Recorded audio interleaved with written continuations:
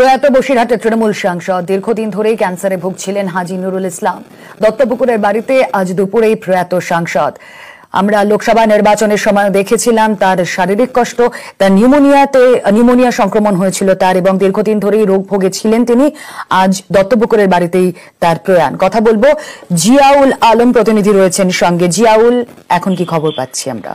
একদম দেখো, বসিরহাটের সাংসদ হাজী নুরুল ইসলাম অর্থাৎ 2024 সালে বিশাল ব্যবধানে তিনি জিতেছিলেন এবং সেই সময় থেকে অর্থাৎ এই 2024-এর লোকসভা ঘোষণার আগে প্রায় 10 দিন থেকে তিনি অসুস্থ হয়ে যায় এবং তারপরে তিনি সেইভাবে প্রচারেও বেরোতে পারেননি। আজকের তারপর থেকে তিনি কিন্তু অসুস্থ হওয়ার ফলে তিনি দিল্লি অ্যাপোলো হাসপাতাল, পরবর্তীকালে কলকাতা অ্যাপোলো হাসপাতালে ভর্তি ছিলেন এবং দিন 5 আগে তার পরিবারের লোকজন তাকে বাড়িতে নিয়ে আসে এবং আজকের 1:15 নাগাদ বসিরহাটের সাংসদ হাজী নুরুল ইসলাম তিনি মারা যান। এবং তোমাকে একটু জানিয়ে রাখবো, তিনি কিন্তু তার দীর্ঘ রাজনৈতিক জীবন 2009 সালে তৃণমূল কংগ্রেসের বসিরহাটে তিনি জয়লাভ করেছিলেন, সাংসদ হয়েছিলেন।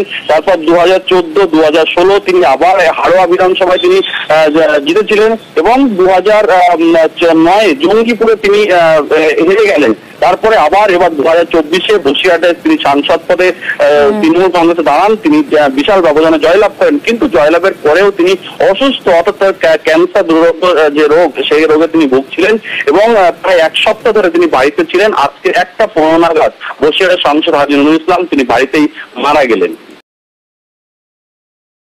আর হলো না শেষ রক্ষা, বাড়িতেই প্রয়াত তৃণমূল সাংসদ হাজী নজরুল ইসলাম। কি ঘটল এমন?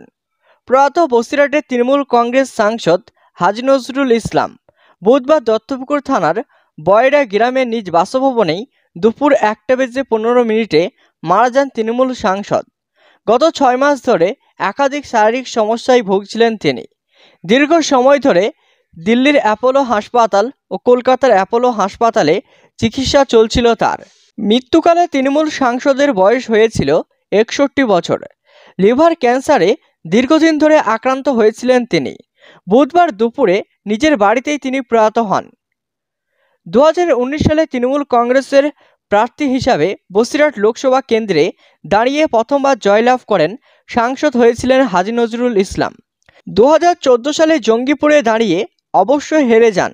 2016 সালে তিনি আবার হাড়োয়া বিধানসভার বিধায়ক হন। 2021 সালে ফের হাড়োয়া বিধানসভা থেকে জয়লাভ করেন হাজী নজরুল ইসলাম। 2024 সালে লোকসভা নির্বাচনে তিনি আবারও প্রতিদ্বন্দ্বিতা করে জয়লাভ করেন বসিরহাট লোকসভা কেন্দ্র থেকে। নির্বাচনে দাঁড়ানোর পর থেকেই তাকে অসুস্থতাজনিত কারণে বেশ কয়েকবার হাসপাতালে যেতে হয়। বুধবার নিজের বাড়িতেই শেষ নিঃশ্বাস ত্যাগ করেন হাজী নজরুল ইসলাম। ঘটনার খবর পেয়েই তৃণমূল নেত্রী তথা মুখ্যমন্ত্রী মমতা বন্দ্যোপাধ্যায় এক্স হ্যান্ডেলে দুঃখ প্রকাশ করেন।